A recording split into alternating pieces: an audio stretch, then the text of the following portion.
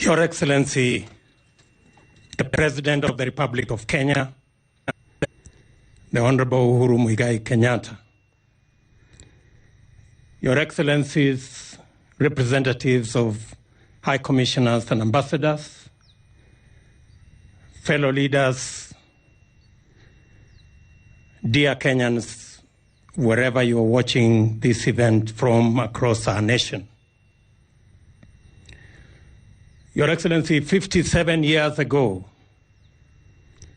Kenyans made sacrifices for us to have the most important thing in life, that is to make decisions for ourselves and to chart our destiny. We have had a journey of 57 years, and every generation and every government have had to grapple with tough decisions when faced with challenges as a nation.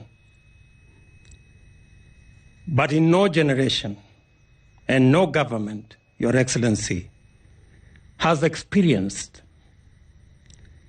the kind of challenge the COVID-19 pandemic has caused to our country.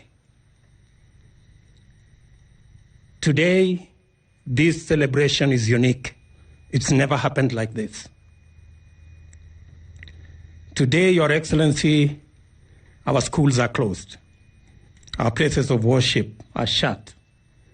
Millions of Kenyans have had to leave work. Traders and business people have had their businesses affected. And our life as a nation and as a global community is upside down. To use the words of Mutahi Kagwe, things are really abnormal. In fact, Your Excellency, while it was normal for somebody to cough, nowadays it is no longer normal. When somebody coughs, others step back and ask whether everything is okay. I remember the other day when I went back home, working from the office at the residence, and inadvertently I stretched my hand to my young daughter to greet her. She told me, there is the sanitizer. That is how abnormal things are today. But when you called the nation to action because of this pandemic, the response from the Kenyan people was unprecedented. Every Kenyan stepped forward. Millions of Kenyans are wearing masks. They are cleaning their hands regularly. They are avoiding unnecessary contact. And people are keeping social distance. In fact, when I saw you march here, I was wondering why the parade was different today. Only that I realized later that there was social distance. So we've really changed. But Your Excellency, your intervention as you mobilized government to provide guidelines, every Kenyan across this nation is now part of the big army to try and deal with the COVID-19 pandemic. Your Excellency, as a people, we are confident that under your leadership, the Kenya government will take the necessary decisions.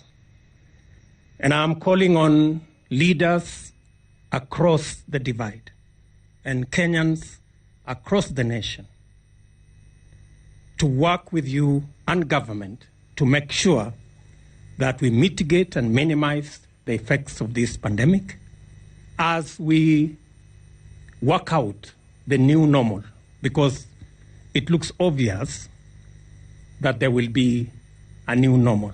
It's not if, I think it's an imperative. And if we can fashion that new normal, then we can move into the phase of ensuring that we deal now with the effects, how to open our schools, how to open our businesses, what kind of support we can give to our SMEs, and how we are going to open our places of worship. And Your Excellency, we are confident that under your leadership, we will have a new normal and Kenya will move into the future the way we have overcome our challenges in the past.